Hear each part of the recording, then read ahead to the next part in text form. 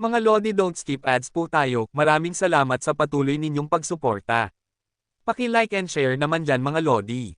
At sa mga gustong mag-donate sa ating GCash or regular na load, mag-comment lang po tayo.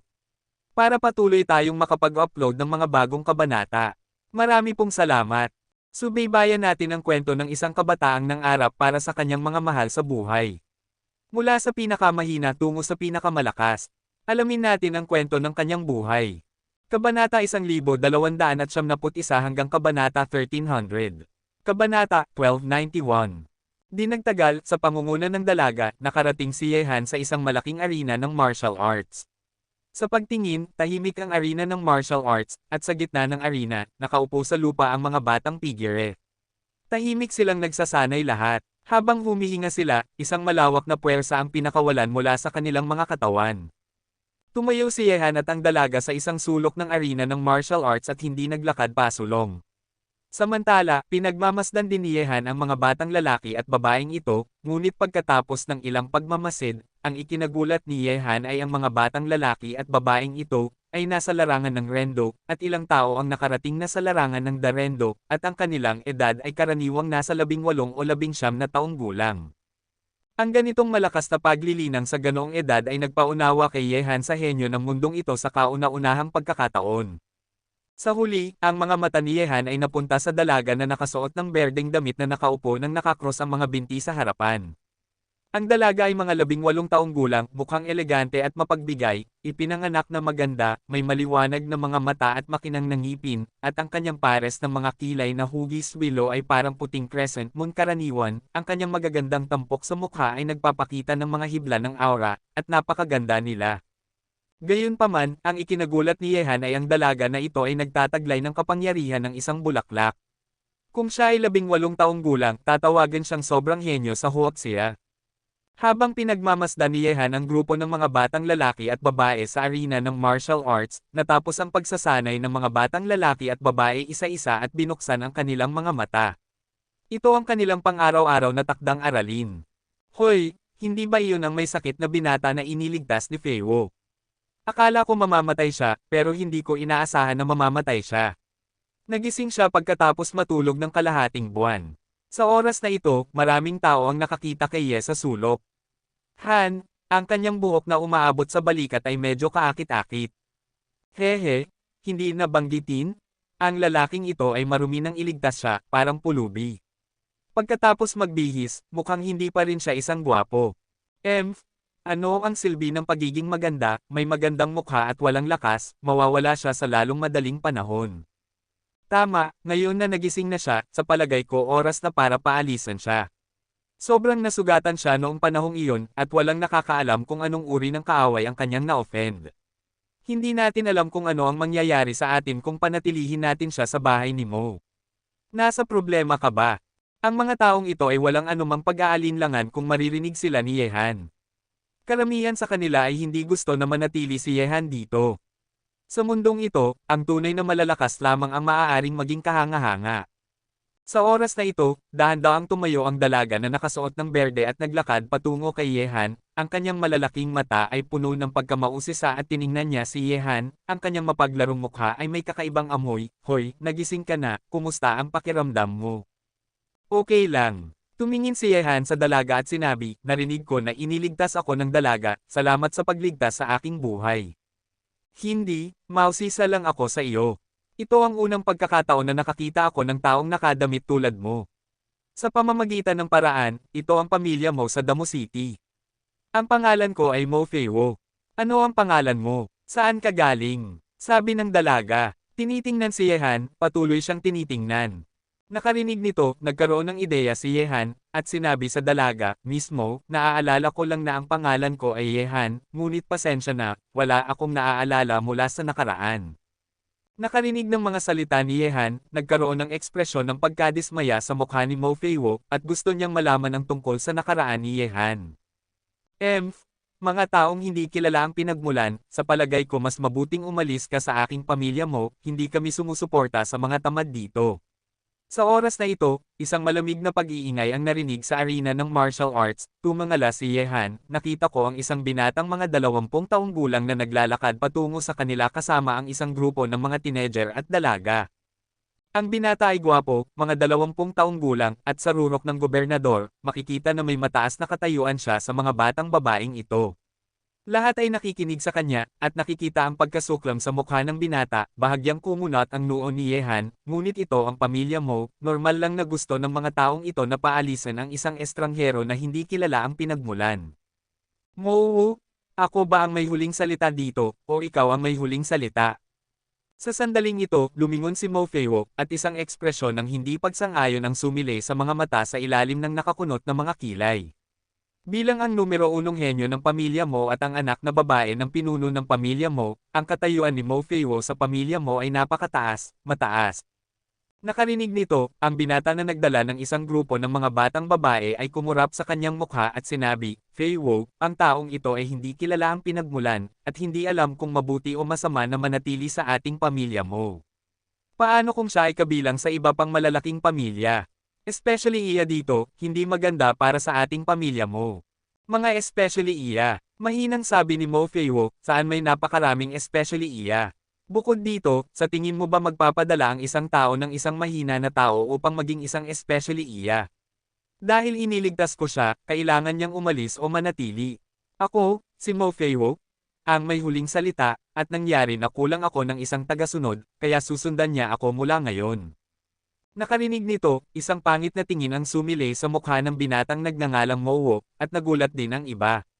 Ang pagiging tagasunod ni Mo Feiwo, Miss Mo's family, ay isang malaking karangalan para sa maraming tao.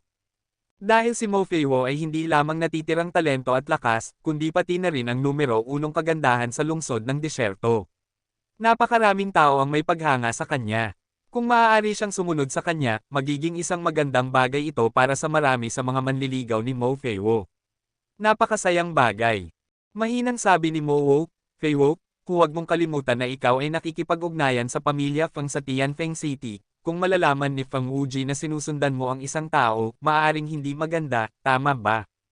Nakarinig nito, isang galit na tingin ang sumilay sa mukha ni Mo Feiwo, tinitigan niya si Mo at sinabi, Mo, sasabihin ko sa iyo kung nakakainis ka o hindi, hindi mo ba kailangan ang iyong pag-aproba para sa aking marangal na Miss Mo's appointment ng isang tao bilang isang tagapaglingkod? Ito ba, nagbigay ba sa iyo ng ilang benepisyo ang Feng Wuji, partikular na nagpapahintulot sa iyong titigan ako? Siyempre hindi, Feiwo, nag-iisip ka ng sobra.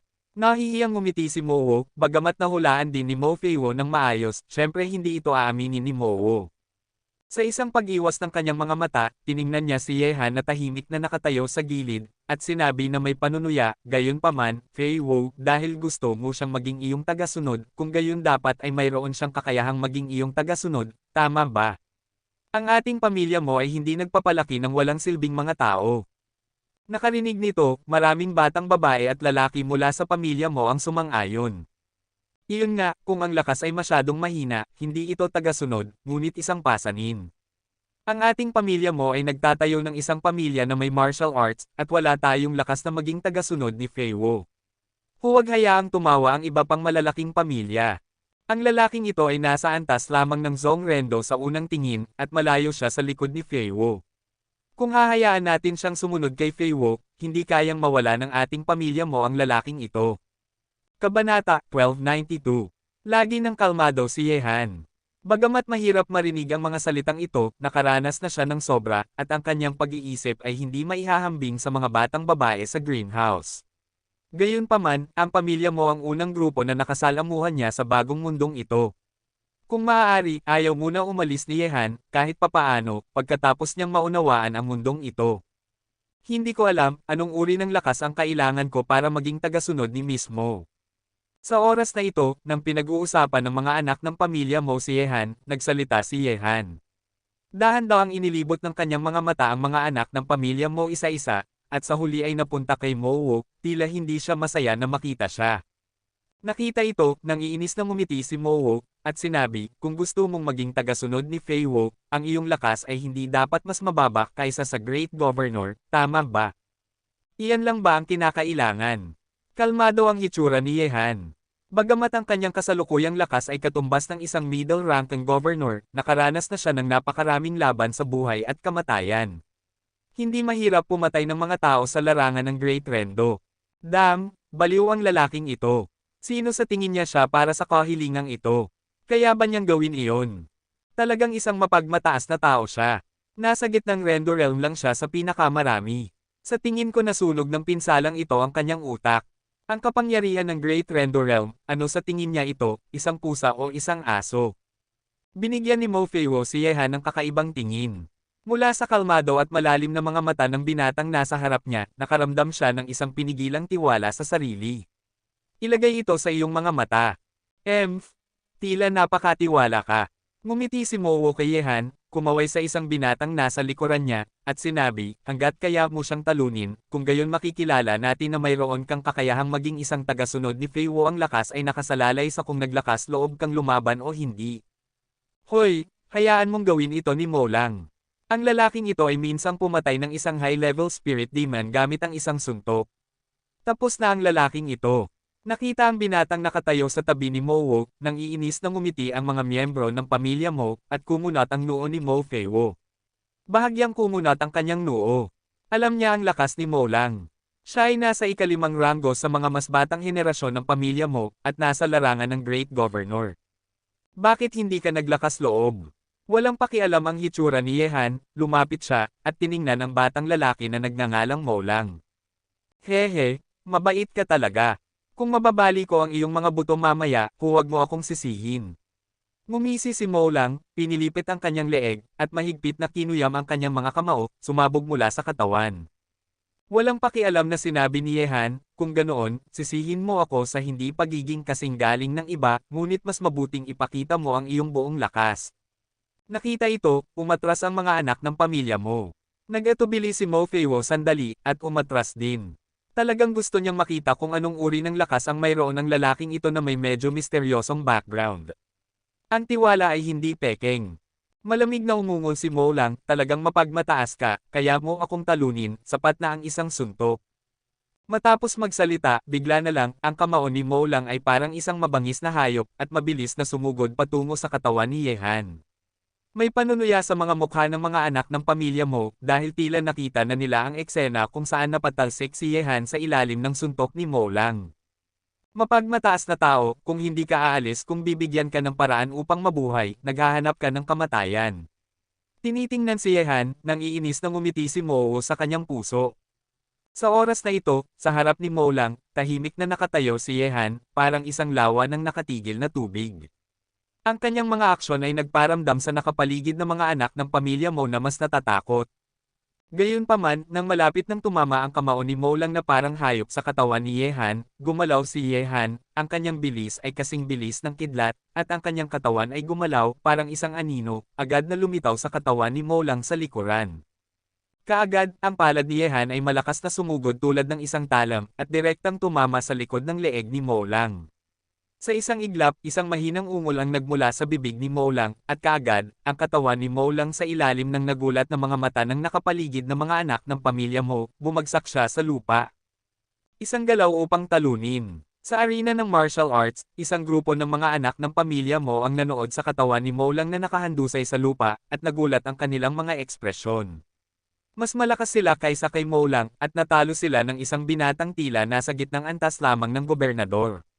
Alam mo, ang lakas ni Mo lang ay nasa ikalimang ranggo sa mga mas batang henerasyon ng pamilya Mo, at ang kanyang lakas sa pakikipaglaban ay tiyak na hindi maabot ng ordinaryong tao. Bukod dito, pumatay si Mo lang ng isang high-level spirit monster gamit ang isang suntok, at ang lakas ng ganitong uri ng halimaw ay katumbas ng peak governor. Natalo si Mo lang, at isang galaw lang. Paano nagawa ng lalaking ito? Maaaring itinatago niya ang kanyang lakas. Pero ang aura sa kanyang katawan ay parang nasa Zongrendo lang.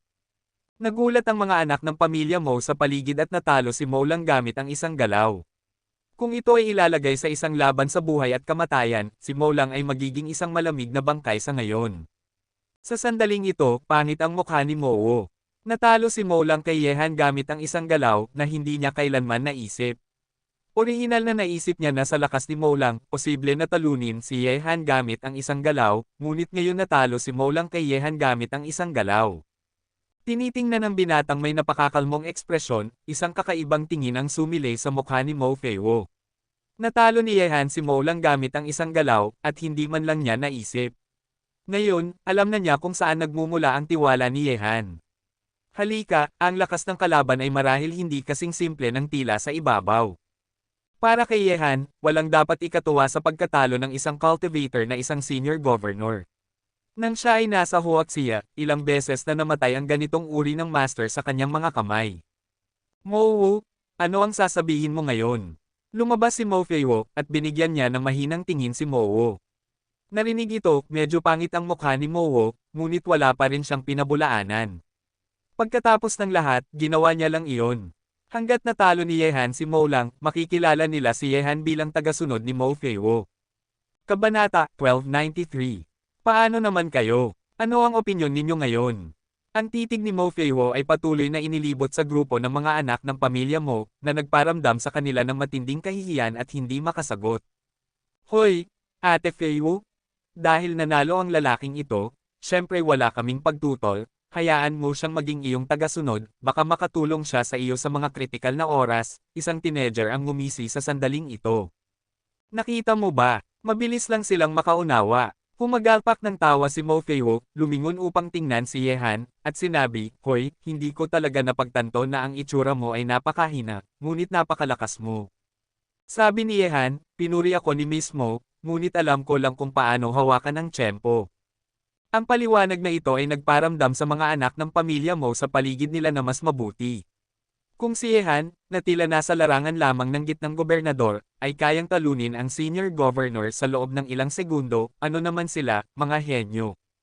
Ano ba ang ginagawa ninyong lahat? Hindi ba kayo kailangang mag-ensayo? Sa oras na ito, dalawang kalagitnaang gulang na lalaki ang naglakad sa isang direksyon ng martial arts field, sinundan ng isang gwardya na may itak sa baywang. Ang kayumangging robot na may gintong palamuti sa robot ay mukhang marangal at napakaganda. Patriarch, ikalawang Panginoon. Nakita ang paglapit ng dalawang kalagitnaang gulang na lalaki, nagsalita ang mga anak ng pamilya Mo sa arena ng martial arts isa-isa. Ang isa sa kanila ay ang pinuno ng pamilya Mo, at ang isa ay ang nakababatang kapatid ng pinuno ng pamilya Mo.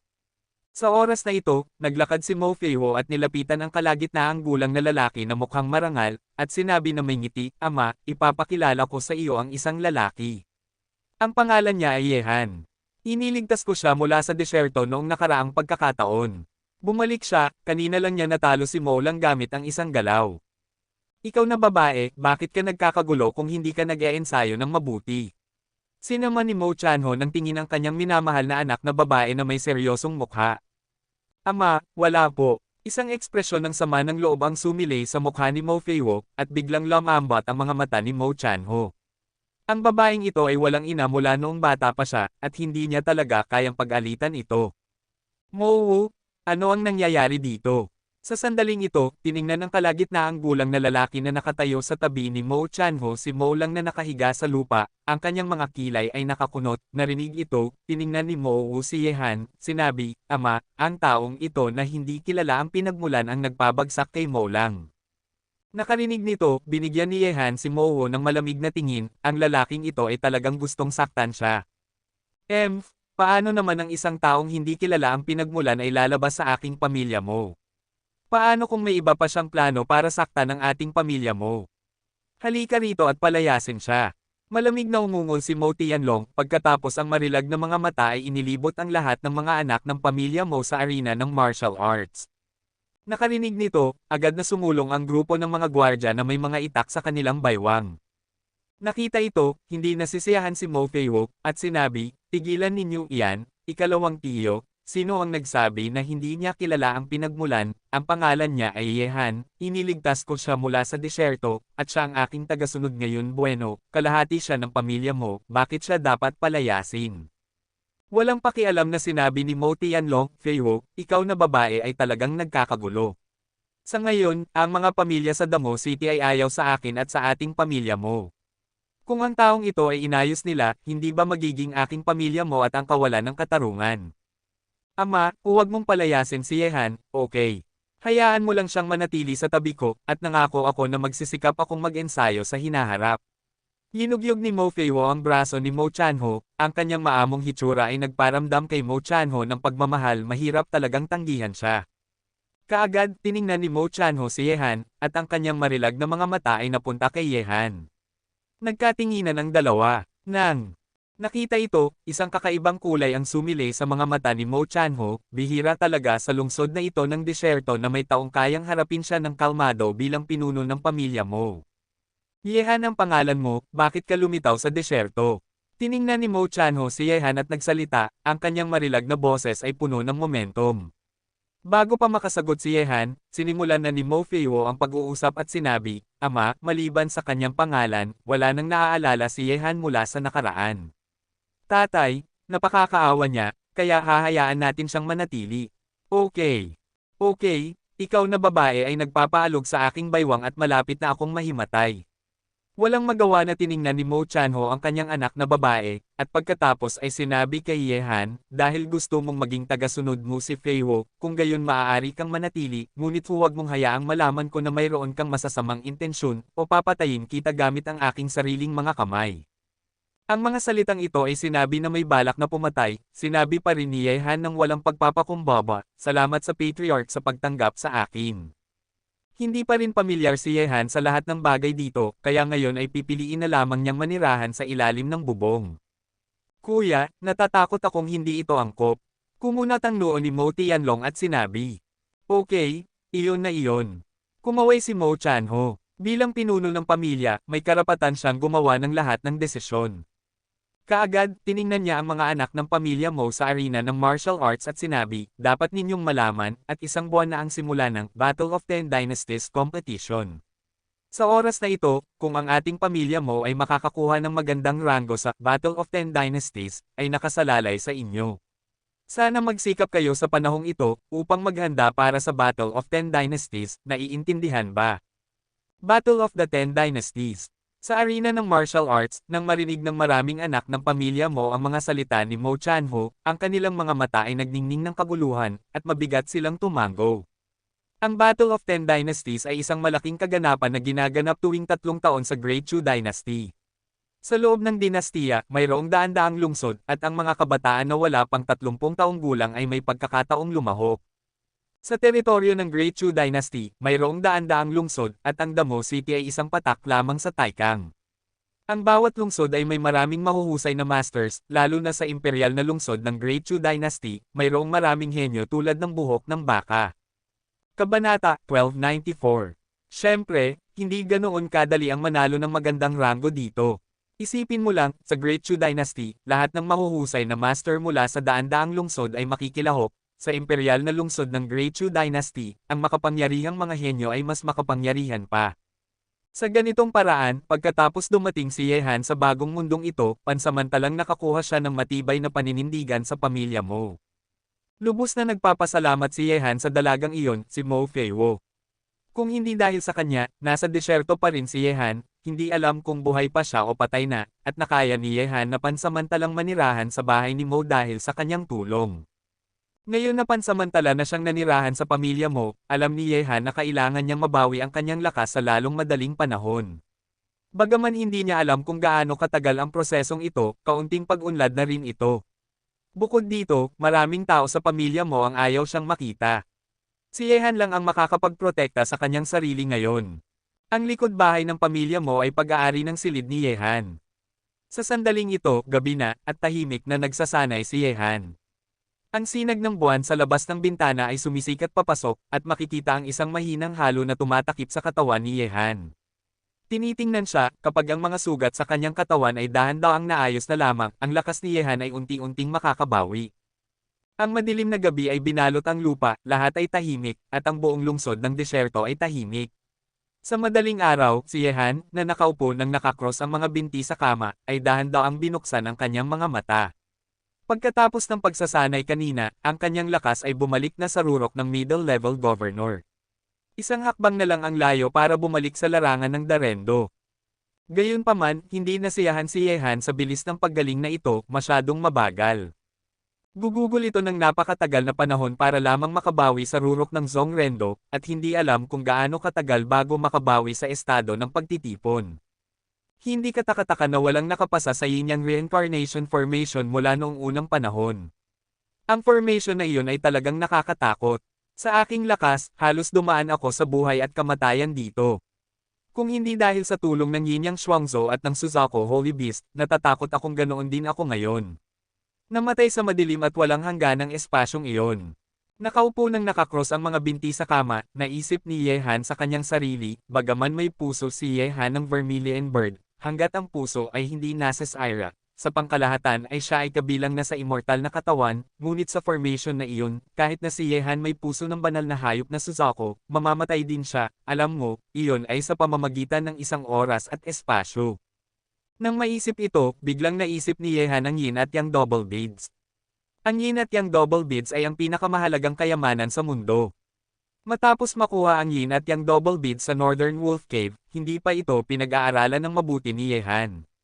Noong panahong iyon, ang Yin at Yang Double Beads ay kinilala si Yehan bilang Panginoon, at sinakop ang kanyang dalawang mata, upang ang dalawang mata ni Yehan ay nagtataglay ng dalawang puwersa, isang Yin at isang Yang. Bukod dito, ang pagkilala sa Panginoon ng Yin at Yang Beads ay nagparamdam sa mga mata ni Yehan na sumabog sa isang makapangyarihan at mapanirang kapangyarihan, ngunit sa pagpapabuti ng paglilinang ni Yehan, ang kapangyarihan na ibinigay sa kanya ng Yin at Yang Beads ay hindi na makakasabay. Lumampas na siya sa limitasyon. Sa makatuwid, mula noon, hindi na pinansin ni Yehan ang Yin at Yang Double Beads, ngunit sa pagkakataong ito, nagmula sa Yin at Yang Reincarnation Formation, ang Yin at Yang Double Beads ay talagang gumalaw sa kanyang pinakakritikal na sandali, sinisipsip ang Yin at Yang Reincarnation Formation ang kapangyarihan ng Yin at Yang sa batas. Kaagad, ang kamalayan ni Yehan ay nagsimulang lumubog sa kanyang mga mata.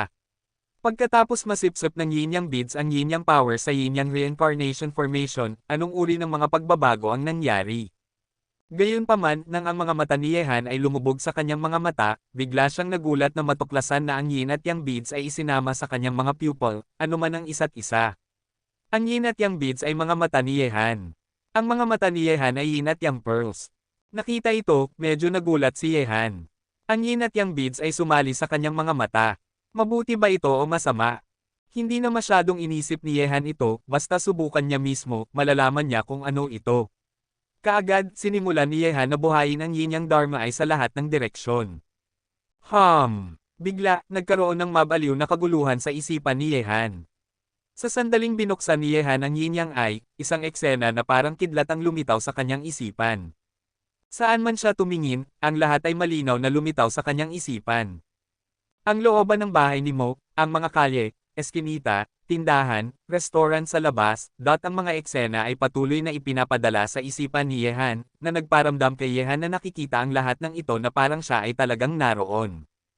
1,000 metro, 5,000 metro, 10,000 metro, 10 kilometro, 100 kilometro. Ang mga eksena ay mabilis na ipinakita sa isipan ni Yehan.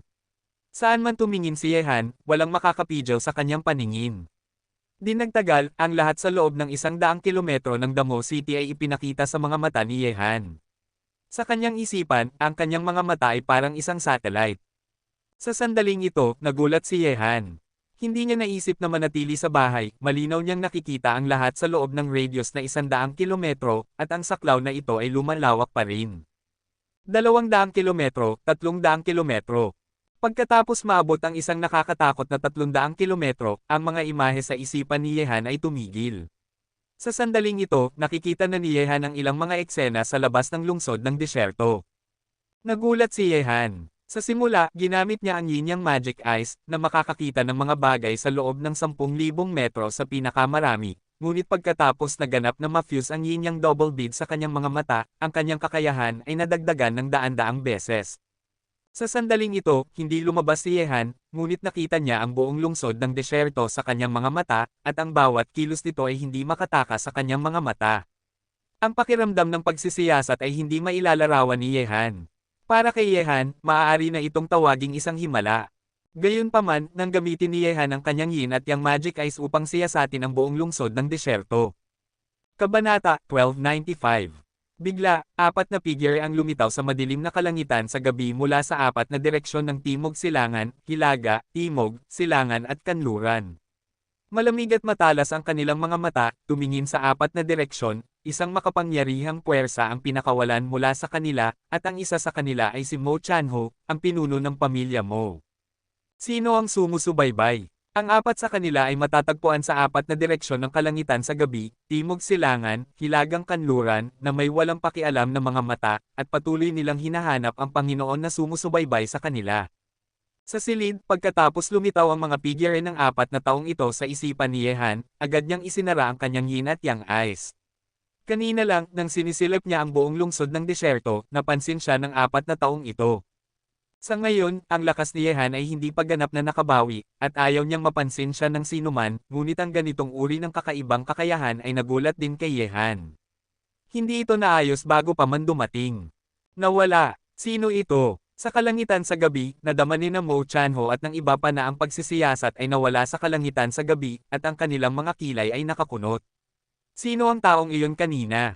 Paano niya nagawang magkaroon ng ganitong nakakatakot na kakayahan? Maaaring isang supermaster ang dumating sa lungsod ng desyerto. Saan nanggaling ang pagsisiyasat kanina? Hindi ito natuklasan ni na Mo Chanho at ng iba pa.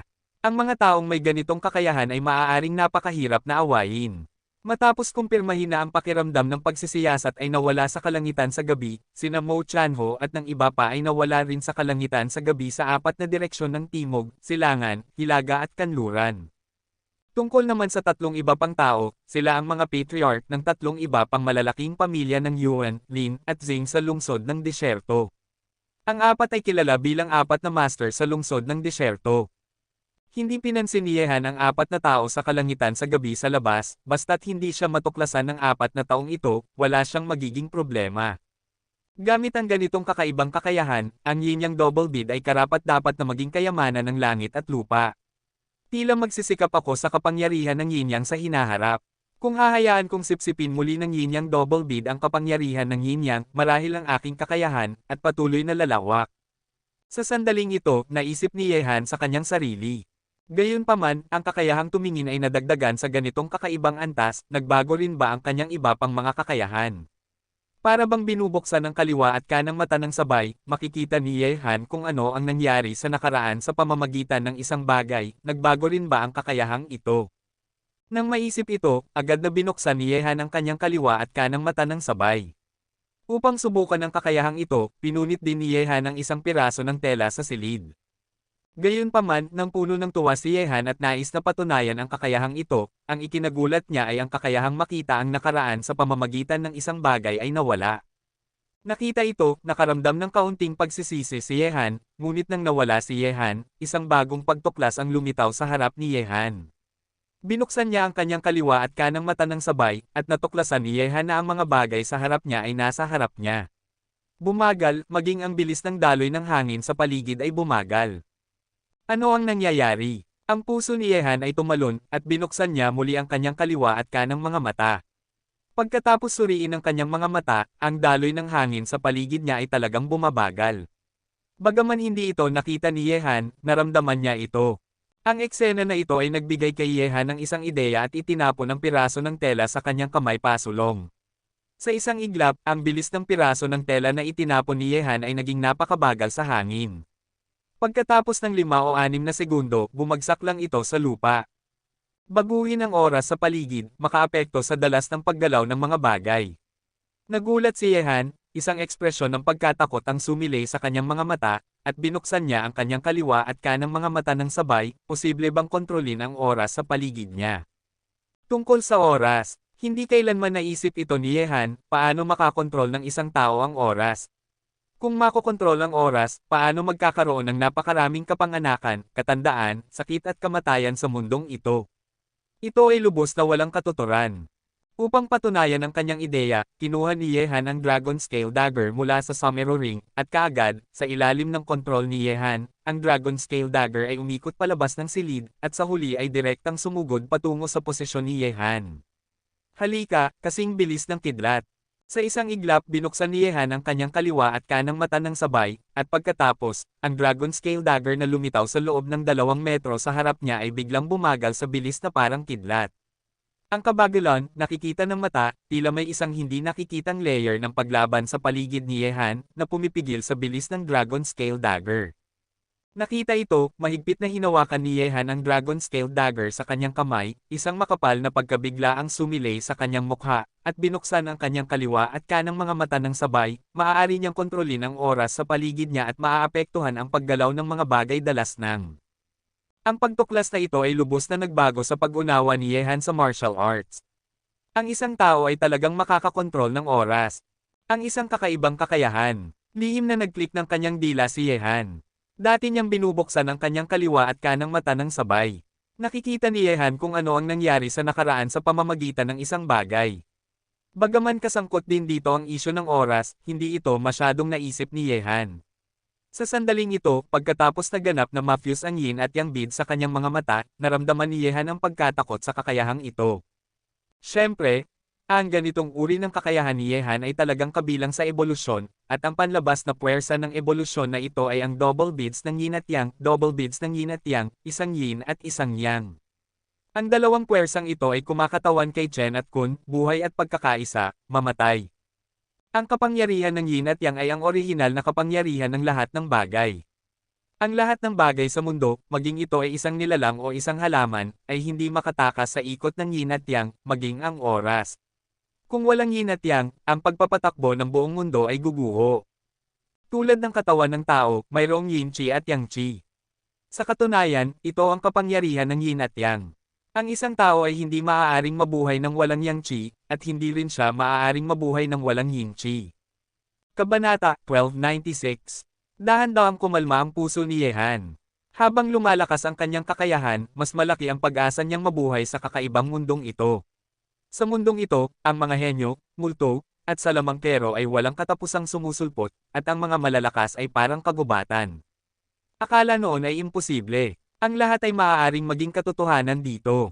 Tulad ng oras na kinokontrol ni Yehan ngayon, at ang kakayahang malaman ang lahat sa loob ng 300 kilometro nang hindi umaalis sa bahay, maaaring mayroon ito ang ibang tao sa mundong ito, at maaaring may maraming bagay na hindi alam ni Yehan, kakayahan, hindi maisip. Sa madaling salita, ang mundong ito ay napakasaya, ngunit napakamapanganib din.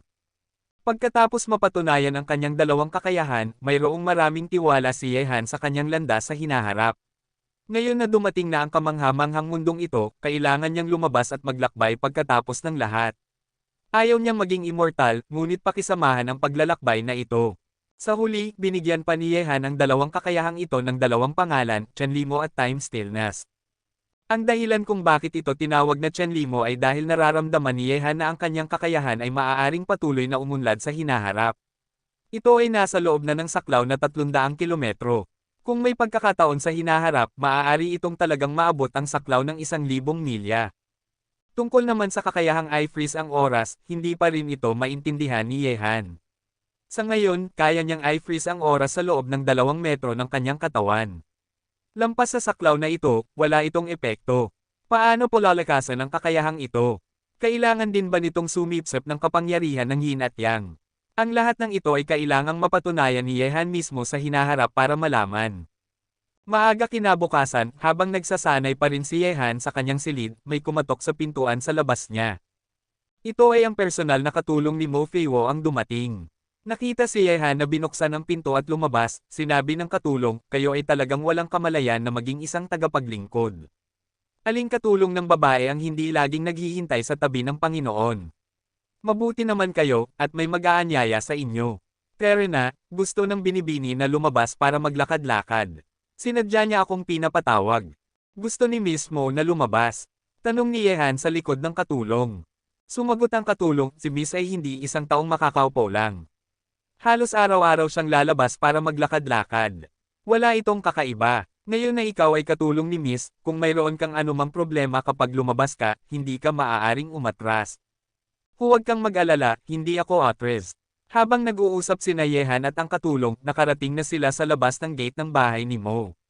Ito ang unang pagkakataon na umalis si Yehan sa bahay ni Mo. Gayunpaman, sa pamamagitan ng pagsisiyasat kagabi, medyo pamilyar na si Yehan sa lungsod ng disyerto. Sa oras na ito, sina Mo Feiwo at isa pang batang lalaki ng pamilya Mo na nagngangalang Mo Fei ay naghihintay na kay Yehan. Nakita si Yehan na lumabas, tumawa si Mo Feiwo at sinabi, Yehan, hindi ka pa nakapunta sa Desert City, tama ba? Ngayon ay ililibot kita at hahayaan kitang maging pamilyar sa kapaligiran dito. Nakarinig nito, sinabi ni Yehan, kung gayon ay magkakaroon ng Miss Lao mo, ngunit ang aking kasalukuyang katayuan ay ang katulong sa tabi ng dalaga, mismo, hindi mo kailangang gumawa ng espesyal na bagay para sa akin, kung malalaman ng patriarch, natatakot akong kailangan mong gawin ulit ito, pag-alitan. Walang pakialam na sinabi ni Mo Feiwo, huwag mo siyang isipin, ang aking ama ay hindi talaga ako parurusahan. Sa pamamagitan ng paraan, hindi kita tinatreto bilang isang tagasunod, ito ay isang katayuan lamang na nagpapahintulot sa iyo na manatili sa ating pamilya mo, at huwag mo na akong tawaging dalaga mula ngayon, tawagin mo akong Feiwo, iyon ang tawag sa akin ng lahat. Sige, tumango si Yehan, at sabay-sabay na naglakad ang tatlo. Ang binatang nagngangalang Mo Fei ay tinapik ang balikat ni Yehan at sinabi na may ngisi, pare, napakaraming kawili-wiling lugar sa ating lungsod ng desyerto, naroon ang Coliseum, Beauty Lake, at Yichen Courtyard, paano kung dalhin kita para uminom ng flower wine? Pagkatapos ng lahat, maaari bang maging siya ay commandant kay Yehan, na nagpapakita ng ekspresyon na maiintindihan ng sinumang lalaki, nakita ito, pinagpawisan si Yehan, may ganitong lugar ba sa mundong ito? Binigyan ni Mo Feiwo si Mo Fei ng matinding tingin, at sinabi, ang iyong balat ay nangangati. Kung manggahas kang dalhin si Yehan sa ganitong uri ng lugar, tingnan natin kung hindi ko babalatan ang iyong balat. Ate Feiwo? Nagbibiro lang ako? Nagbibiro lang? Nahihiyang ngumiti si Mo Fei, nagmadaling nagbago ng paksa, at sinabi, Ate Feiwo, narinig ko na magkakaroon ng away sa Coliseum ni Xing ngayon, bakit hindi tayo pumunta doon para maglakad-lakad? Paano ang pamimili? Sa tingin ko gusto mong samantalahin ang pagkakataon para tumaya. Mahinang umungol si Mo Feiwo, malinaw na, nakita niya ang maliliit na iniisip ni Mo Fei ng malinaw. Coliseum, ano ang lugar na ito? Nagkaroon ng interes si Yehan, tiningnan niya si Mo Feiwo at nagtanong. Nakarinig ng mga salita ni Yehan, agad na sinabi ni Mo Fei, Kuya, ang Coliseum na ito ay isang lugar na gusto ng maraming cultivator na puntahan. Sa Coliseum, karaniwang mayroong dalawang halimaw na may pantay na lakas na naglalaban sa isa't isa, at tayo ay maaaring makipaglaban sa isa't isa sa Coliseum. Bago magsimula ang laban, tumataya kami gamit ang lingshi, sa sandaling manalo kami, sapat na ito para sa amin na magsanay ng matagal. Kung matatalo ka, umiyak ka na lang. Mahinang umungol si Mo Feiwo. Narinig ang mga salita ni Mo Fei, nagkaroon ng pangkalahatang pag-unawa si Yehan sa likas na katangian ng Coliseum, at nakipaglaban sa Huoxia Underground World. Pareho ito sa Black Fist, ngunit ano ang halimaw na ito? Hindi pa rin alam ni Yehan, dapat itong isang makapangyarihang hayop sa pangalan lamang. Feiwo, ang laban ng 10 dinastiya na sinabi ng Patriarch kahapon, ito ba ay isang uri ng kompetisyon? Tinanong ni Yehan si Mo Feiwo ang kanyang mga pagdududa. Kuya, hindi mo pa narinig ang War of 10 Dynasties, tama ba? Gulat na tiningnan ni Mo Fei si Yehan. Kalokohan, hindi mo ba alam na nawalan ng alaala si Yehan at nakalimutan ang lahat mula sa nakaraan? Sinama ni Mo Feiwo ng tingin si Mo Fei at sinabi kay Yehan, Yehan, may 10 dinastiya ang nakikilahok sa War of 10 Dynasties. Ang Great Chu Dynasty ay isa rin sa mga ito, at ito rin ay isang malaking kaganapan na ginaganap tuwing 3 taon sa ating Great Chu Dynasty. Ang War of the 10 Dynasties ay nahahati sa 3 round ng kompetisyon. Ang sino mang wala pang 30 taong gulang ay may pagkakataong lumahok. Ang bawat round ay may iba't ibang gantimpala. Kung maaari kang magpatuloy mula sa unang round hanggang sa ikatlong round, kung gayon mayroon kang pagkakataong pumasok sa pagsasanay ng Janzong at maging isang disipulo ng Janzong, ngunit napakahirap maging isang disipulo ng Janzong, at ang mga henyo sa nangungunang 10 dinastiya na pinagsama ay maaaring makapasok sa Janzong ng maayos, kakaunti ang mga tao. 10 dakilang dinastiya, Sword Sect. Nagpakita ng pagdududa ang mga mata ni Yehan. Nagpaliwanag si Mo Fei sa oras na ito, Yehan, ang Janzong ay isang super sect sa teritoryo ng ating 10 dinastiya. Sa mga ito, napakaraming masters, at halos lahat ng mga henyo at halimaw sa 10 dinastiya ay natipon dito. Ang lugar na iyon, ngunit ang ating 10 dinastiya isang banal na lugar para sa paglilinang sa isipan ng mga henyo. Ngumiti si Yehan, pakinggan ang pangalan, ito ay isang napakamakapangyarihang puwersa. Kabanata 1297. Siyempre, sa ating Yaoguang domain, ang Janzong ay isa sa 9 na superpowers. Sabi ni Mo Fei na may ekspresyon ng pagnanais. Yaoguang Yo. Pakiramdam ni Yehan ay parang isang estudyante sa primarya ngayon at lahat ng narinig niya mula sa kanila ay napakakaiba. Nakita ito, sinabi ni Mo Feiwo kay Yehan, nakalimutan ang lahat.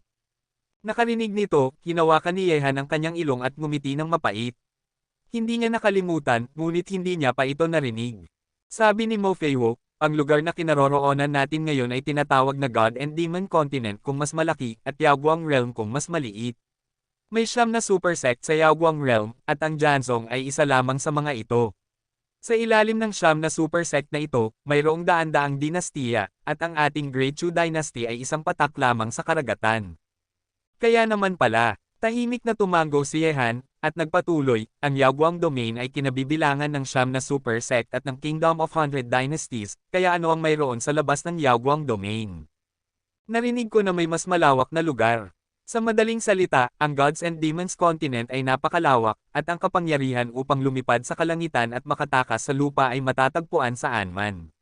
Sabi ni Mo Feiwo na may ekspresyon ng pagnanais sa kanyang mga mata, huwag nating pag-usapan ang Yaguangyo bukod dito, ang ating Yaguang Domain ay napakalawak at walang hanggan, kung makakagawa tayo ng isang mundo sa lugar na ito, kung gayon ang buhay na ito ay hindi masasayang. Mula sa mga salita ni na Mo Feiwo at Mo Fei, nagkaroon si Yehan ng magaspang na pag-unawa sa isang sulok ng mundong ito. Ang mundong ito ay tinatawag na Gods and Demons Continent. Tungkol sa lawak ng Gods and Demons Continent, hindi alam ni na Mo Feiwo at ng iba pa. Dahil maraming kabataang master sa teritoryo ng Great Chu Dynasty ang gustong lumahok sa Battle of 10 Dynasties, gusto rin itong subukan ni Yehan. Pinakamaganda kung makapasok siya sa tinatawag na Super Sect Janzong para mag-ensayo. Marahil, sa super sect na iyon kung saan ang mga piling tao ay nasa lahat ng dako, ang kanyang lakas ay unti-unting tataas. Nakikipagkompetensya sa mga henyo at halimaw mula sa mga pangunahing dinastiya, ang puso ni Yehan ay kumukulo na sa kaguluhan. Ang mga kalye ng lungsod ng disyerto ay lubhang masigla, at maraming practitioner ang naglalakad sa mga ito. Ang mga taong ito ay alinman sa may suot na espada, mahabang kutsilyo, mahabang baril, o malalaking palakol. Ang masamang espiritu ng dugo ay nagpapakita na ang mga cultivator na ito ay pumatay na ng mga tao.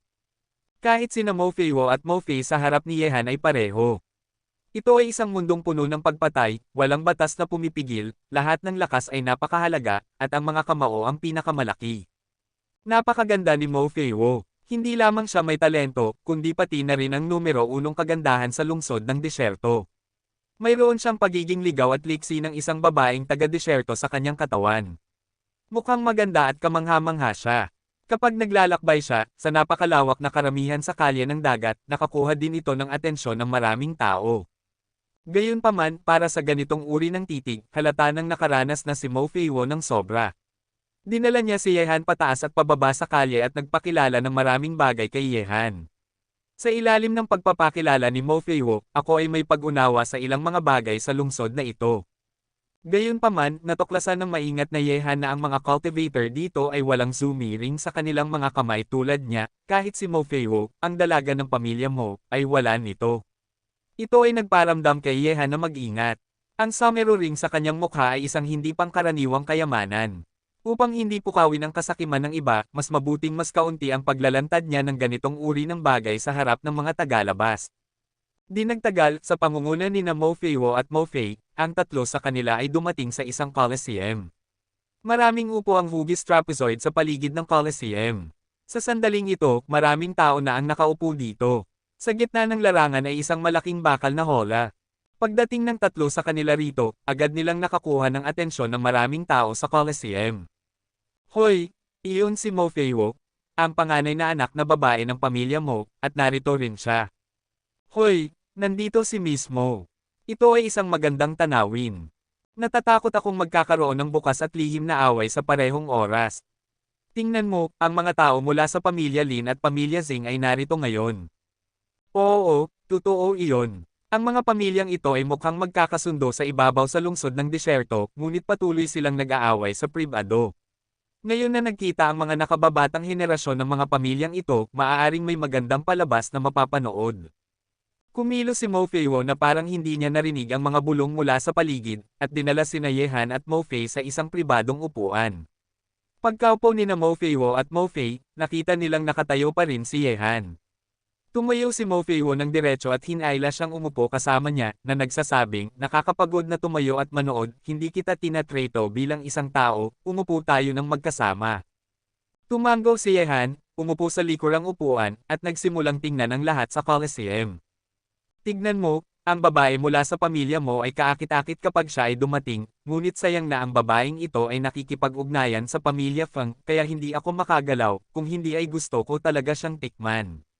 Sa sandaling ito, sa isa pang pribadong upuan ng Coliseum, isang 20 taong gulang na binata ang tumingin kay Mo Feiwo at ngumiti ng masama, na may malaswang liwanag sa kanyang mga mata. Si Kuya Lin Feng ay karapat-dapat na maging isa sa ating lungsod ng disyerto.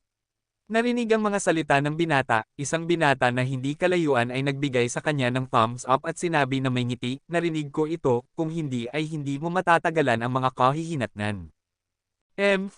Xing Dongliu, ako, Lin Feng, ay hindi kailanman natakot sa sinuman sa lungsod ng disyerto.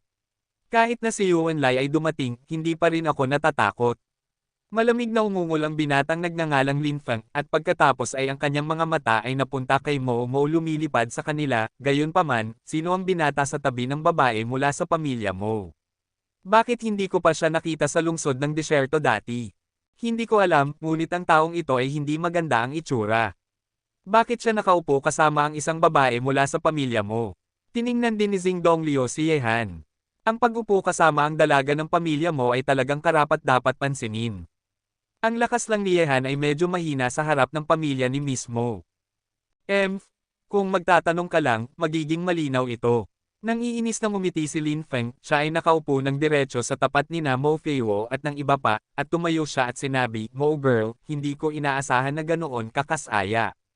Kapag pumunta ka sa lugar na ito, sino ang batang lalaking iyon sa tabi mo, bakit hindi mo pa siya nakita dati?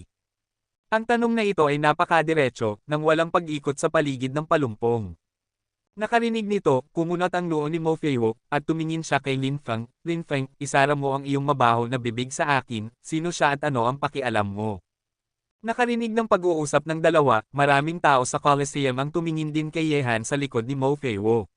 Noong una ay binigyang pansin lang nila si Mo Feiwo, ngunit hindi nila pinansin si Yehan. Kabanata 1298. Nang iinis na ngumiti si Lin Feng at sinabi, Mo Feiwo, narinig ko na ikaw ay nakikipag-ugnayan na kay Feng Wuji, at naglalakad-lakad ka kasama ang isang batang lalaki sa tabi mo. Maaaring gusto mong sipin si Feng Wuji at mahulog sa mga bisig ng batang lalaking ito. Ngunit ang batang lalaking ito tila wala kang gaanong kakayahan, paano kung sumunod ka sa batang Panginoong ito? Gago! Sa mga salita ni Lin Feng, namula ang mukha ni Mo Feiwo sa galit. Bueno, ang gagong si Lin Feng ay talagang isang matapang na Panginoon, paano niya nagawang ligawan ang babaeng ito mula sa pamilya mo ng patas at tapat, kung malalaman ni Feng Wuji, natatakot akong kailangan niyang ibawi ang kanyang mga ngipin. Ngumisi si Xing Dongliu, ngiti. Sa Coliseum, may mga pagsabog ng tawanan dahil sa mga salita ni Lin Feng. Gaya ng kasabihan, may mga taong nanunood ng kaguluhan sa Anman, at ang lugar na ito ay walang pagbubukod. Nakita sina Lin Feng at Mo Feiwo na nag-aaway, ang mga nakapaligid na tao biglang nagkaroon ng interes ang mga tao. Sa sandaling ito, parehong sina Mo Feiwo at Mo Fei ay lubos na nagalit, at ang kanilang mga galit na mata ay kumukulo na sa apoy. Tiningnan ni Yehan si Lin Feng na nakaharap sa kanya, tinapik niya ang balikat ni Mo Feiwo, at sinabi, Feiwo, isang lalaking kumain ng dumi sa kanyang bibig, bakit ka mag-abala na maging kaalaman sa kanya, ituring mo na lamang siyang parang pag-utot. Sa sandaling mawala ang hininga, wala nang natitira. Nakarinig nito, si Mo Feiwo, nagalit, ay sumabog sa pagtawa. Bagaman ang mga salita ni Yehan ay napakabastos, ang pakikinig sa mga tainga ni Mo Feiwo ay nagparamdam sa kanya ng ginhawa, at ang galit sa kanyang puso ay naging mas maayos. Maaaring binigyan niya si Yehan ng thumbs up mula sa gilid, Yehan, ang kamay na ito ay maganda pa rin, dapat mong kamuhian pa ang apo na iyon. Ang bibig ng lalaking ito ay sapat na lakas. Ang mga tao sa paligid ay natigilan nang marinig nila ang mga salita ni Yehan, at maging ang mukha ni Xing Dongliu ay nagpakita ng ekspresyon ng pagkamangha. Dumb dog, kind of you say it again. Ang mga salita ni Yehan ay nagparamdam sa mukha ni Lin Feng na biglang sumeryoso, at ang balak na pumatay ay binalot si Yehan. Nakarinig nito, tinapik ni Kudfe si Yehan sa balikat, ngumisi, at sinabi, Yehan, ito ang unang pagkakataon na narinig ko ang ganitong murang kahilingan. Tila masama ang kanyang mga tainga, o ikaw ang nagsasalita hayaan mong marinig niya ito ng isang beses. Sa Coliseum, ang titig ni Lin Feng ay naging napakamasama. Tiningnan niya si Yehan na parang gusto niyang punitin ito. Sa Damo City, kahit si Yu Wenlai ay hindi sasabihin sa kanya ang ganitong masasamang bagay. Ngayon, isang hindi kilalang maliit na tao ang sumakay sa kanyang ulo. Maaaring tinapik niya si Yehan sa balikat sa sandaling ito, ngumisi at sinabi, Yehan, dahil ang lalaking ito ay gumawa ng ganitong murang kahilingan, bakit hindi mo ulitin ito at hayaan siyang makinig ng sapat? Kalimutan mo na, natatakot akong ang mga tainga ni Fei Wo ay madudumihan ng ganitong bastos na mga salita, kaya mas mabuting huwag na itong sabihin. Sumanghap si Yehan at sinabi na may ngiti. Lumingon si Mo Fei Wo para tingnan si Yehan, kakaibang ngumiti, at sinabi, sa totoo lang, wala akong pakialam, gusto ko lang makita kung paano nagagalit ang batang Panginoon ng pamilya Lin. Ang lalaking ito ay medyo kawili-wili. Nangahas siyang sumalungat kay Lin Feng. Maaaring mayroon siyang background. Mahinang ngumiti si Xing Donglio, at hindi mapigil ang tingnan si Yehan ng higit pa. Dumb bastard, puputulan kita ng buhay. Nagalit si Lin Feng, tinitigan si Yehan ng napakakatakot na mga mata, at sinabing malamig, may lakas ng loob kang makipaglaban sa akin sa Coliseum ngayon. Field, ano man ang buhay o kamatayan. Mabuhay o mamatay. Nakarinig ng mga salita ni Lin Feng, ang mga mata ng mga tao sa Coliseum ay nagningning ng kaguluhan. Ang 2 taong naglalaban hanggang kamatayan ay mas kaakit-akit kaysa sa 2 halimaw na naglalaban hanggang kamatayan, at ang isa sa mga target ay ang panganay ng pamilya Lin. Panginoon! Kawili-wili! Mahinang ngumiti si Xing Donglio, kumaway sa mga tao sa likuran niya, at sinabi, halika, hayaan mong palayain ng isang tao ang 2 halimaw mamaya, hayaan nating ang ating young Master Lin ay magkaroon ng magandang oras, at hayaan mong makita magandang palabas. Opo, Master. Nakarinig nito, kumunat ang noo ni Mo Fei Wo. Tiningnan niya si Lin Feng at mahina siyang umungol, at sinabi, may lakas ng loob kang magpakita ng iyong lakas. Kung gusto mong makipaglaban, sasamahan kita. Sa isang iglap, ang mga alon ng nagyayelong hininga ay pinakawalan mula sa katawan ni Mo Fei Wo. Nakita ito, ang galit na mukha ni Lin Feng ay nagyelo, at hindi niya kayang talunin si Mo Fei Wo gamit ang kanyang lakas. Alam ng lahat sa Damo City na si Mo Fei Wo ay may natitirang talento. Ang ganitong uri ng talento at lakas ay maihahalin tulad na kay Yu Wenlai. Mo Fei Wo? Ang gusto kong hamanin ay siya, hayaan mo siyang tumayo at makipaglaban sa akin kung may lakas ng loob siya. Malamig na umungol si Lin Feng. Nangiinis na ngumiti si Mo Fei Wo at sinabi, lumalabas na ikaw, young Master Lin, ay hindi naglakas loob na makipaglaban sa akin, inaapi mo lang ang mga hindi kasing lakas mo. Ang mga salitang ito ay nagparamdam sa mukha ni Lin Feng na naging asul at pagkatapos ay namutla, at pagkatapos ay tinitigan niya si Yehan at sinabing malamig, okay, kung sasabihin ng iba na inaapi ko ang mahina, magpapadala ako ng isang katulong para makipaglaban sa iyo ngayon, may lakas ng loob ka bang makipaglaban? Nakarinig ng mga salita ni Lin Feng, bagaman medyo nadismaya ang maraming tao sa Coliseum, kahit na hindi naglaro si Lin Feng, inaasahan pa rin nilang makakita ng isang laban sa buhay at kamatayan ng libre. Kabanata 1299. Gayunpaman, sa pag-asam ng lahat ng ang kanilang mga mata ay napunta kay Yehan, tiningnan ni Yehan si Lin Feng ng dahan-dahan, at mahinang sinabi, walang laban. Walang laban. Nang ang 2 salitang ito ay lumabas sa bibig ni Yehan, lubos na nadismaya ang lahat sa Coliseum. Ang lalaking ito ay wala man lang lakas ng loob na makipaglaban sa isang katulong. Hindi ko talaga alam kung ano ang mga mata ni mismo sa kanya. Hindi, mauunawaan kung hindi siya lalaban kay Lin Feng, ngunit wala man lang siyang lakas ng loob na makipaglaban sa isang katulong, kaya mukhang maipapakita niya lang ang kanyang kakayahan sa pamamagitan ng mga salita. Ang isang nakakadismaya na tao. Nakaramdam ng kaunting pagkabagot si Xing Donglio. Orihinal na gusto niyang makita ang laban sa pagitan ng pamilya Lin at ng pamilya Mo, ngunit ang resulta ay hindi kasiya siya. Nakarinig nito, tiningnan ni Lin Feng si Yehanhan at tumawa, walang uri ng tao, lumalabas na ang mga tao ng pamilya mo ay napakalambot at duwag, ngunit hindi mahalaga kung hindi ka lalaban, ngunit mas mabuting manalangin ka na hindi mo ako makikilala sa susunod na pagkakataon, kung hindi, tiyak na pupunitin kita at ipapakain sa mga halimaw, at pagkatapos ay makikita ko kung ang iyong bibig ay makakatulong sa iyo na makatakas. Nakarinig ng mga salitang ito, sina Mo Feiwo at Mo Fei ay kumunat ang noo. Iyon ay depende sa kung mayroon kang ganoong pagkakataon. Nang iinis ding ngumiti si Yehan, pinili niyang huwag lumaban, natural na ayaw niyang maging sentro ng atensyon sa harap ng mga mata ng publiko, hindi ito maganda para kay Yehan, at Yehan ayaw ko ring pretuhin bilang isang paraan upang mapasaya ang iba. Lin Feng, maaari mo siyang mapahiya, ngunit huwag mo akong isama ang aking pamilya mo. Sino ang nagsabi sa iyo na siya ay aking pamilya mo? Sa oras na ito, sa pasukan ng Coliseum, si Mowo ay kumuha ng ilang ang mga anak ng pamilya mo ay lumitaw. Nakita sina Mowo at iba pa na lumitaw, tiningnan sila ng lahat sa Coliseum, kumunot ang noo ni Mo Feiwo, tumingin kay Mowo at sinabi, Mowo, ano ang ginagawa mo rito? Feiwo, kung hindi ako darating, ang ating pamilya mo ay pagtatawanan ng mga tao ng Damo City. Ang aking pamilya mo ay hindi kailanman natakot ng harapin ang pamilya Lin. Ang mga hindi ko pamilya mo lamang ang magiging ganoon kawalang silbi. Nang iinis na ngumiti si Mowo tiningnan niya si Yehan. Nakita niya ang lahat kanina. Hindi siya masaya kay Yehan.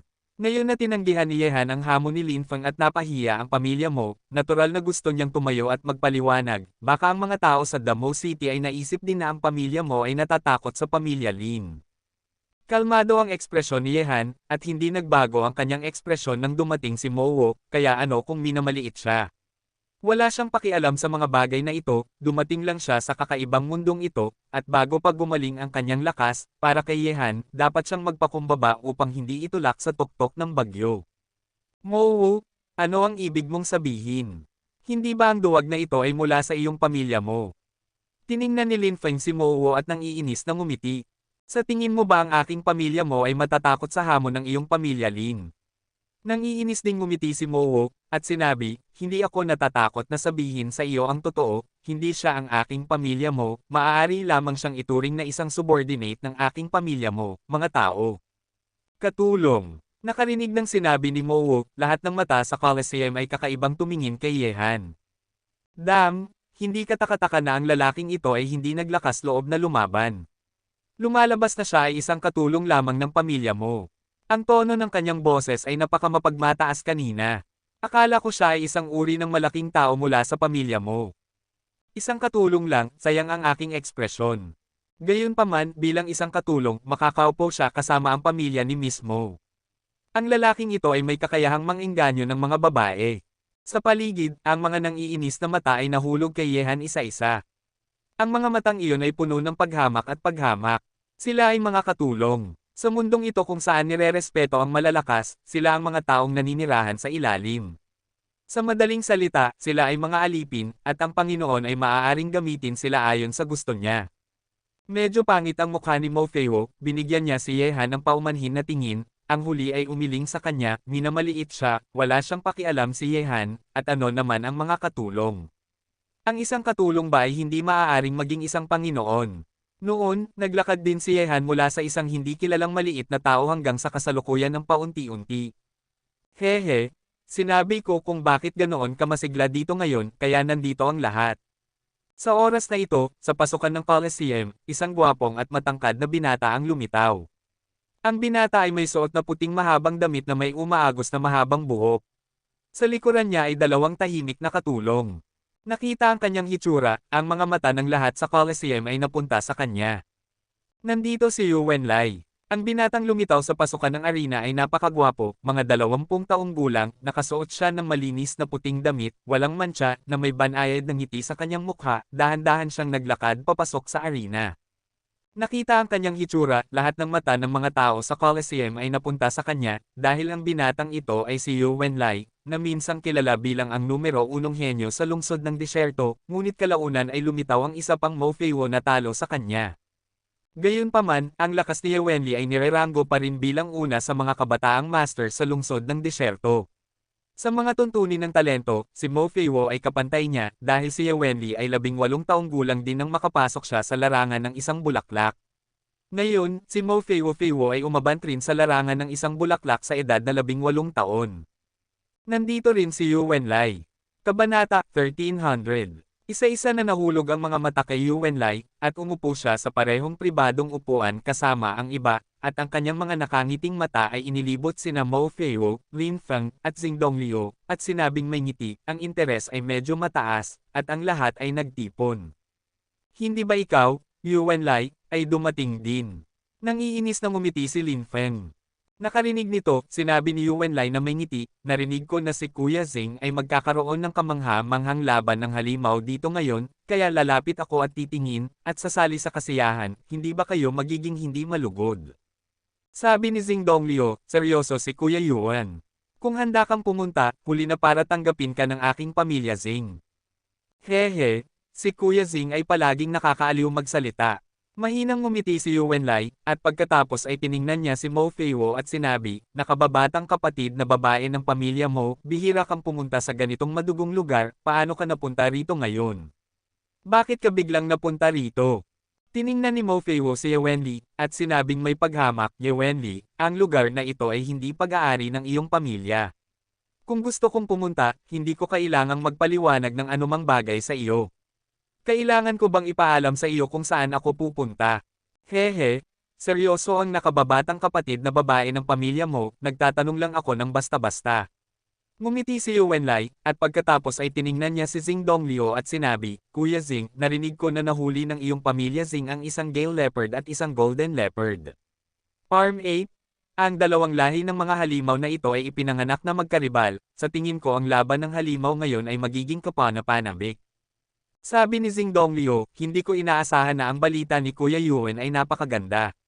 Dahil inaasahan ito ni Kuya Yuan ng labis, hindi na ako mag-aaksaya ng oras. Ang laro sa bahay ngayon ay talagang isang Gale Leopard at isang Golden Armed Ape. Ang mga halimaw ng dalawang lahi na ito ay pareho. Ang isa ay mabangis, ang isa ay walang hanggan ang kapangyarihan, at walang nakakaalam kung sino ang mananalo sa huli. Matapos magsalita, nakita kong pumalakpak si Xing Donglio, at pagkatapos, sa gitna ng Colosseum, ang malaking bakal na hola ay binuksan, at kaagad, isang umuungal na tunog ng mga hayop ay kumalat sa buong Colosseum, ang mga mata ng lahat ay maingat na tumingin, ang unang bagay na lumitaw sa paningin ng lahat ay isang malaking ape man. Ang buong katawan ng ape man ay natatakpan ng gintong buhok, at mayroon siyang malakas na katawan. Sa sandaling ito, malakas niyang sinasampal ang kanyang dibdib gamit ang kanyang pares ng makapal na braso, umuungal hanggang sa langit, at tumingin sa mga tao sa Colosseum gamit ang kanyang mabangis na mga mata. Hoy, talagang isang Golden Armed Ape. Dapat nasa larangan ito ng mga high-level spirit monsters. Ang ganitong uri ng halimaw ay napakahirap mahuli. Kung ang ibang halimaw ay ang Gale Leopard, kung gayon tiyak na magkakaroon ng kamangha-manghang laban dito ngayon. Sa sandaling ito, ang mga mata ni Yehan ay napunta sa Golden Arm Ape. Batay sa laki nito, ang nilalang na ito ay kilala sa lakas nito at napakamarahas. Nakita ito, naalala ni Yehan na nakita ito sa Tengchong Forest at sa Wushu Space. Hindi alam ni Yehan na mayroon silang pinag-isang pangalan para sa mga nakakatakot na nilalang na iyon, Monster Beasts. Bilang karagdagan sa mga ito, naisip din ni Yehan ang 4 Great Sacred Beasts of China. Kabilang din ba sila sa angkan ng Yao? Yehan, ano ang iniisip mo? Nakita si Yehan na wala sa sarili, kakaiba siyang tiningnan ni Mo Feiwo. Umiling si Yehan at sinabing may ngiti, okay lang, Feiwo, ang mga halimaw ba rito ay may mga dibisyon din ng lakas? Siyempre meron. Sabi ni Mo Feiwo, narinig ko na mayroong isang angkan ng halimaw sa isang lugar sa Gods and Demons Continent, at ang angkan ng halimaw na ito ay talagang isang monster beast. Narinig ko na ang mga halimaw ay isang napakamakapangyarihang lahi sa Gods and Demons Continent. Ang mga tao ng Yaozo ay may lakas ng first-level spirit demons mula sa kapanganakan, nakatumbas ng larangan ng maliit na rendo ng ating mga tao, at pagkatapos ay ang intermediate spirit demons at high-level spirit demons. Ang dalawang larangan na ito ay katumbas ng gitnang rendo at ang larangan ng dakilang gobernador. Tumango si Yehan, at nagpatuloy sa pagtatanong, anong uri ng halimaw ang nasa itaas ng high-level spirit monster? Sabi ni Mo Feiwo, sa itaas ng mga high-level spirits ay ang Xuanyao, Yaoling, Yaohuang, Yaohuang. Narinig ko na ang mga halimaw na ang lakas ay umabot sa antas ng Yaohuang ay maaaring magbago sa anyong tao, at ang kanilang hitsura ay eksaktong kapareho ng sa atin. Napakagaling. Lihim na nag-click ng kanyang dila si Yehan. Ngumiti si Mo Feiwo at sinabi, Yehan, ang Continent of Gods and Demons ay napakasaya, at malalaman mo ito kapag lumabas ka at tiningnan mo mismo. Narinig ko mula sa aking ama na hindi lamang tayo mga tao, kundi pati na rin mga halimaw, Diyos, at demonyo sa mundong ito. Marahil maraming lahi na hindi natin alam. Tumango si Yehan. Kahit na hindi siya gaanong nakakaalam ngayon, nararamdaman pa rin niya ang kadakilaan ng mundong ito sa pamamagitan ng ilang salita ni Mo Feiwo. Bukod dito, nang dumating siya sa mundong ito, hindi nakalimutan ni Yehan ang sinabi ng banal na hayop na Baihu, pangkamatayan ay hindi nangangahulugang hindi maaaring mabuhay muli ang mga tao, ang susi kung ang isang baliw ay maaaring mabuhay muli ay nasa mundong ito, at kailangan ni Yehan na hanapin ang mga ito sa kanyang sarili. Ang mundong ito ay napakakaiba, kung ang mga patay ay maaaring mabuhay muli, marahil mayroong paraan upang ibalik sina Jian Huang at Xiao Qingshan na bulag na at pinutol ang kanilang mga dila, at si Ji Jiuquan na ang dantian ay nawasak na. Habang iniisip ni Yehan ang mga bagay na ito, isang halimaw ay muling sumugod palabas mula sa malaking bakal na hola. Ang halimaw na ito ay mukhang isang leopardo, mga 2 metro ang taas, at maitim ang kulay. Mukhang napakatahimik ito sa bakal na hola, ngunit sa katahimikan na iyon, nagbigay ito sa mga tao ng isang masama at mabangis na pakiramdam.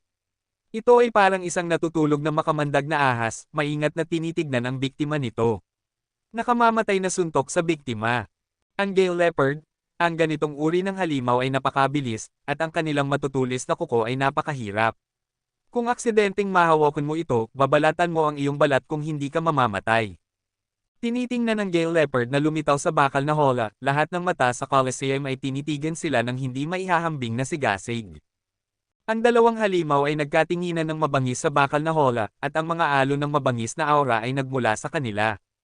Sa sandaling ito, nakita kong unang sumalakay ang Gale Leopard, ang bilis nito ay kasing bilis ng kidlat, at ang itim na katawan nito ay tila nagbago sa isang itim na liwanag, at bigla itong sumugod patungo sa Golden Arm Ape. Ang mga nakakatakot nitong kuko ay tila gustong patayin ang Golden Arm Ape. Ang kanyang katawan ay pinunit. Nakita ito, umungal ang Golden Arm Ape, at nagsimulang tumakbo sa bakal na hola. Ang makapal nitong mga braso ay sumuntok pasulong na parang isang pares ng bakal na kamao.